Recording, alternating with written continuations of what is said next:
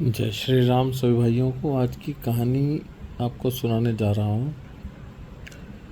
एक 30-32 साल का नौजवान मर जाता है।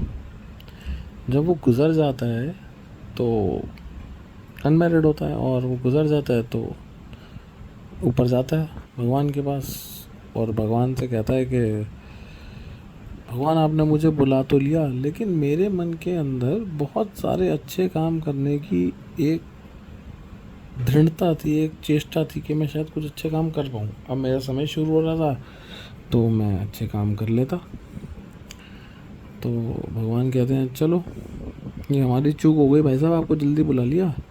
आप तो अच्छा काम करना चाहने शुरू करने ही वाले थे, हमारी चूक हो गई, हमारी गलती है।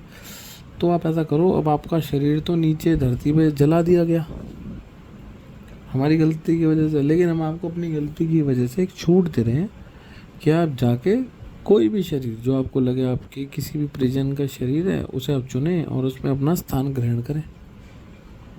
कहता हाँ ठीक है ठीक है ठीक है, ये तो बहुत अच्छी बात है।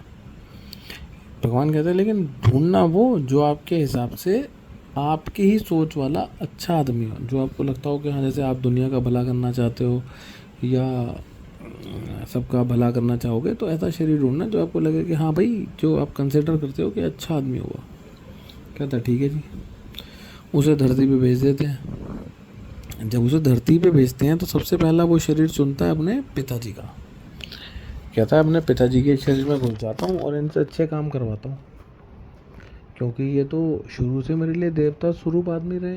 इन्होंने मेरे को पालन पोषण करा, 30-32 साल का करा, और कहते थे मैं बहुत सेक्रीफाइस कर रहा हूँ, सुबह निकलता हूँ रात को आता हूँ, मेरी लाइफ बहुत स्ट्रगल वाली है। तो एक दिन के लिए उनके शरीर में बैठ जाता है और देखता है कि पिताजी की क्या दिनचर्या है। तो जब देखता है तो देखता है कि वो अपनी दुकान चलाने के लिए, फैक्ट्री चलाने के लिए कई लोगों से झूठ बोल रहे हैं, कुछ गलत काम कर रहे हैं।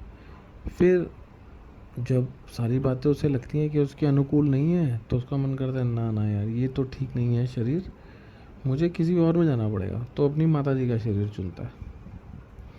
अपने माताजी के शरीर में अगले दिन चला जाता है। अपने माताजी के शरीर में जाता है अगले दिन, तो देखता है माताजी मोहल्ले में ओदी नूह, ओदी बहन, ओदी माँ वो चुगलियाँ बाजी कर रही है। तो कहता है यार ये क्या हो क्या रहा है, मतलब मैं सोचता था यार ये लोग तो बड़े धार्मिक और वो हैं कि कीर्तन में जाती हैं माता जी और ये बातें, लेकिन वो तो ये करने के लिए जाती हैं। चलो ठीक है, ये भी देखते हैं।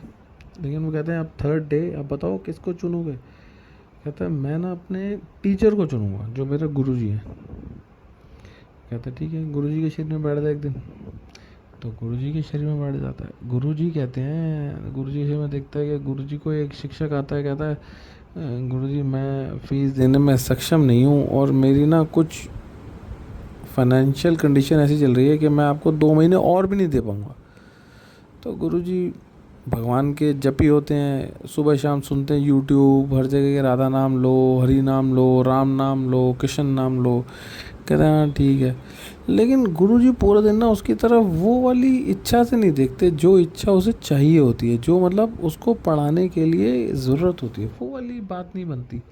तो कहता है यार ये भी सिर्फ पैसे के लिए ढक के रह गई चीज़, अब क्या करूँ। कहता है मैं अपने बड़े भाई के शरीर में जाऊँगा। कहता चला जा और ले मौका। वो अपने बड़े भाई के शरीर में जाता है।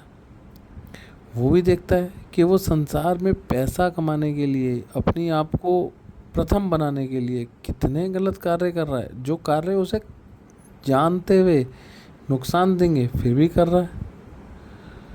तो आखिरी में हार के कहता है ठीक है भगवान, समय से ही मर गया, समय से ही आपके पास आ गया, आपकी शरण में तो आना ही था एक न एक दिन, चाहे 70-80-60 का हो के आता, पर समय से ही आ गया और आपने दुनिया भी दिखा दी मेरे को कि मेरी पीठ पीछे चल क्या रहा था।